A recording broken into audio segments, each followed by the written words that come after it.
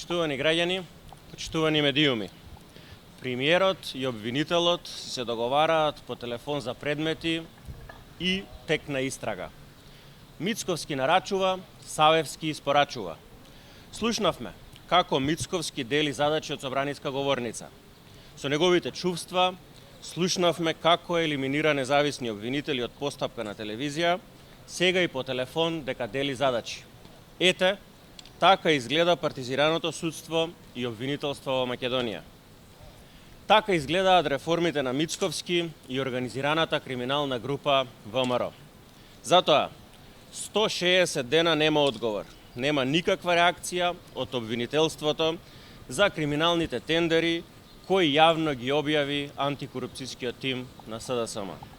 Нема одговор за 161 тендер за семејната фирма на Томовски, за 51 тендер преку општините за омилената фирма на власта Pyramid Building, за 74 тендери за Ленди Груп фирмата, за 9 милиони за фирмата со само двајца вработени, за тендерот од 1,2 милиони евра за фирма блиска до Знам преку пошта, 93 набавки на фирмата Мастев со преку 20 милиони евра од тендери.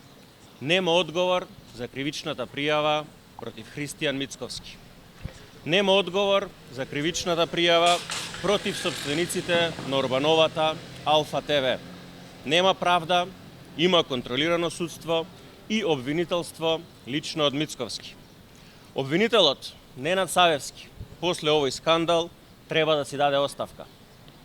Поради сомнеж во независноста во обвинителството, СДСМ не гласаше за него. Тогаш тоа и јавно го кажавме. Сега сите гледаат дека бевме во право. Се што има врска со Мицковски, однапред знаеме дека не е независно. Кој е виновен, нека одговара.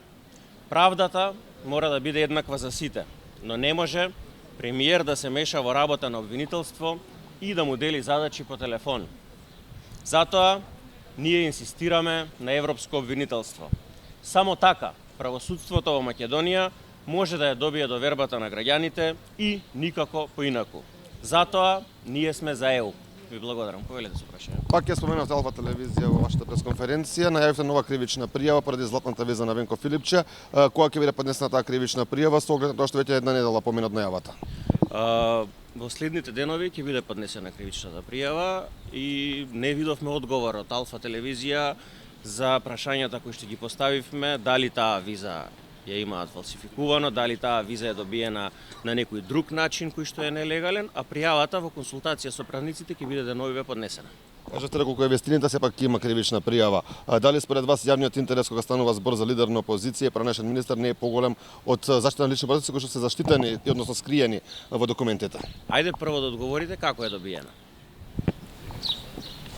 Вчера, премиерот кажа дека се може да учествува во изборниот законник во собрание кога ќе биде донесено, бидејќи се повлече СДСМ од работната група и со филибастеринг на тој начин да ги кажете вашите забелешки.